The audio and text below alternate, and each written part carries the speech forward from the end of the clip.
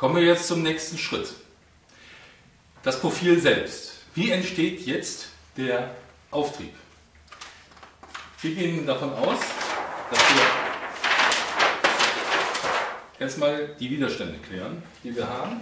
Und zwar, wir haben zum Beispiel eine Platte und der Wind kommt von hier.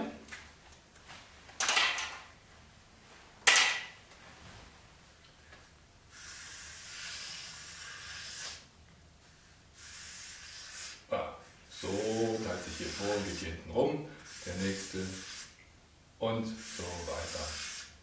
Bis es dann hier hinten wieder, das kennt man ja aus den, könnt ihr euch mal bei Google anschauen, Strömungswiderstände, da seht ihr solche Windkanal, sowie auch in der Hydrodynamik, wenn etwas durch einen Flachwasserkanal gezogen wird. Da seht ihr diese Verwirbelungen, die da entstehen. Also ein ganz grober Widerstand, wir kennen das eben, geneigte Platte, Drachen. Ne? Dann zum Beispiel ist es schon ein bisschen besser, wenn wir hier einen Korpus haben, der angeströmt wird. Der wird hier vorne schon wesentlich besser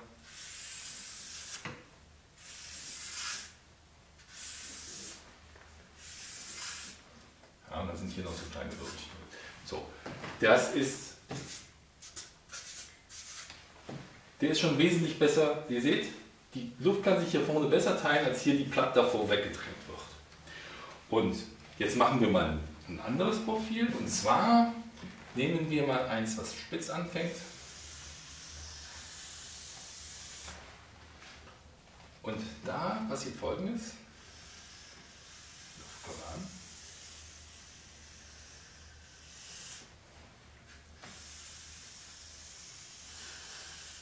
Aber seht ihr, die bleibt relativ laminar. Aber hat hier Abrisswirbel. Hier drin. Seht ihr? Drehen wir das Profil rum.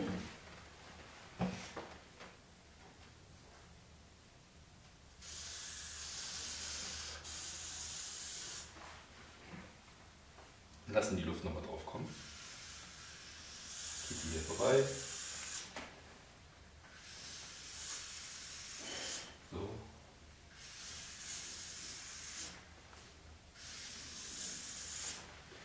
Worauf ich hinaus will, ist, dass erkannt wird, je mehr Wirbel hier hinten sind, umso größer ist der Widerstand. Also das, was wir hier gehabt haben. Seht ihr? Je größer der Widerstand wird, umso mehr Auftrieb müssen wir haben. Und um den Vogel oben zu haben, aber auch genauso mehr Gewicht müssen wir nach vorne bringen. Also hier diese resultierende nach vorne bringen und es wird extrem, bis fast zur Fluguntauglichkeit sozusagen, wenn wir zu viel Widerstand haben. Ne? Also wenn man eine Röhrenlerche betrachtet und schauen uns dagegen eine ETA oder eine ASH 25 an oder ASH 31 oder was es sonst alles noch gibt, eine LS, die sind alle in der Konstruktion dahingehend gewachsen, dass die Aerodynamik im Hinblick der Profile insbesondere zum Widerstand verbessert worden ist, kontinuierlich. So, jetzt betrachten wir uns mal, warum fliegt das Flugzeug? Ja, jetzt werden wir einen kleinen Sprung machen und zwar zum Bereich des Auftriebes. Wie entsteht jetzt eigentlich der Auftrieb am Profil?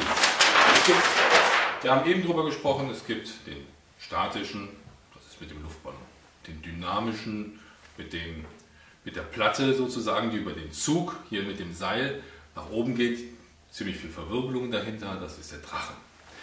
Und jetzt haben wir aber keinen Drachen zur Verfügung, sondern wir haben ein Segelfloß. Ein Segelfloß im Original wiegt so 500, 600, 700 Kilo, kann bis über 1,5 Tonnen gehen und noch größer.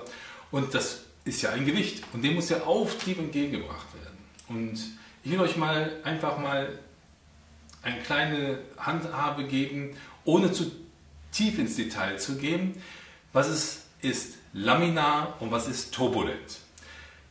Damals die Zigarettenraucher, man konnte es beobachten, haben dann einen Rauch gehabt, der ging hoch und dann kam, das ist der Umschlagpunkt, da wurde es turbulent. Das habt ihr auch schon gesehen. Laminarer Rauch nach oben und dann ist es dann turbulent geworden. Ähnlich ist es auch am Profil eines Flugzeuges. Und wenn ich das Flugzeugprofil hier aufzeichne,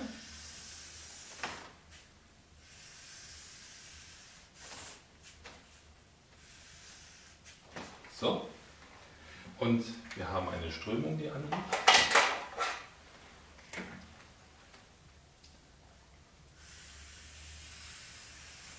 Dann fließt sie erstmal in unserer Betrachtungsweise laminar dran vorbei.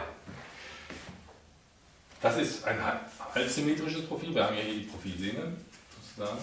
Ihr seht, hier ist ein geringerer Weg als hier extrem. Machen wir es mal mit einem Clark-Y-Profil. Das ist gerade und geht dann hier oben rum. Und jetzt machen wir mal ein vollsymmetrisches Profil. Das hat eine Mittelachse.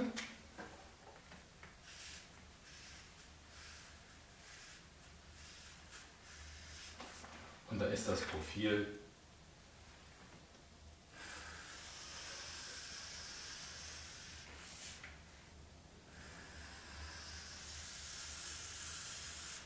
so ungefähr.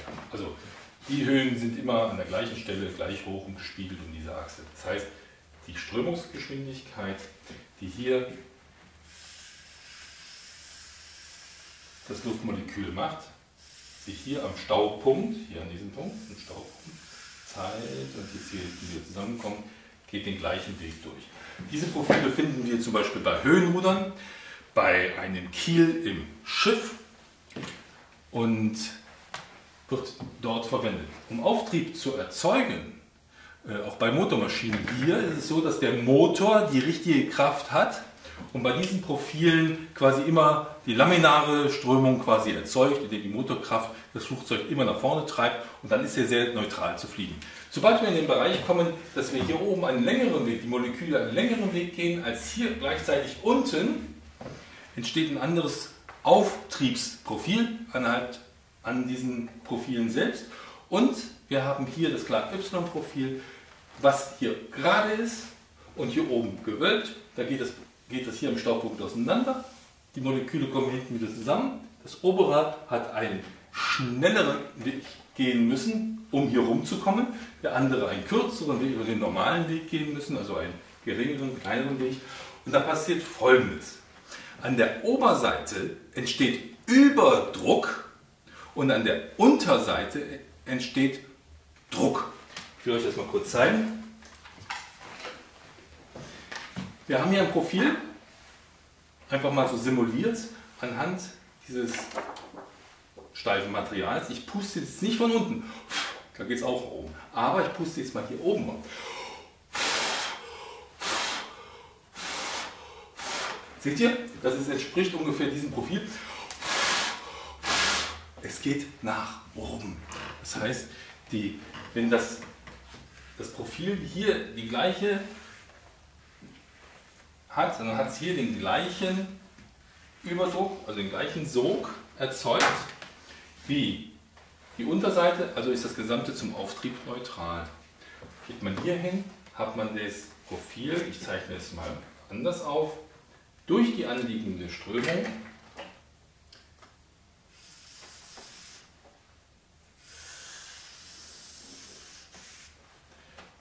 ungefähr eine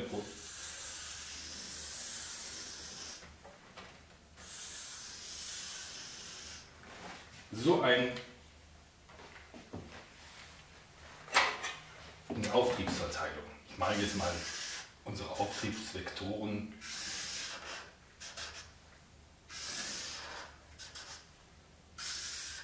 in der Verteilung mal hier drauf.